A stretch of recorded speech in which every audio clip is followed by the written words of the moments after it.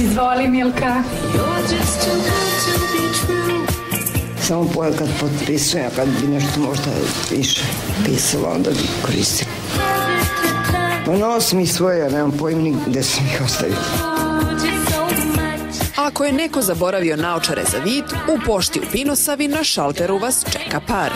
Najčešće ljudi dođu, misle da je neko zaboravio naočare, gledaju da li je neko već krenuo da izađe, da ponesu jedni drugima u susret. Međutim, kada čuju da su naše, oni se oduševe. Ideju smo dobili pre 3 godine, ljudi ne vide da popune, hajde što ne vide da popune, ne vide da potpišu, zaborave kod kuće naočare, tako smo mi došli na ideju da kupimo. Od tada ovo su 25. po redu.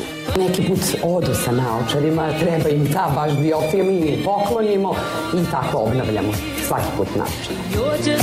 Kako bilo, na šalteru se uvek nalaze jedne ženske i druge muške naočare i 2 dioptrije.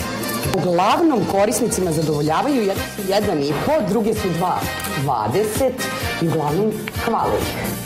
Ipak u knjizi utisaka naišli smo i na ovu poruku. Sve pohvale za naočare, ali ako može sledeći put dioptrija 3,5.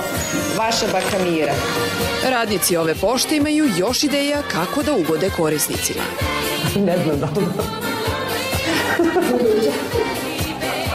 Radit ćemo na tome. Naslušnim aparatima.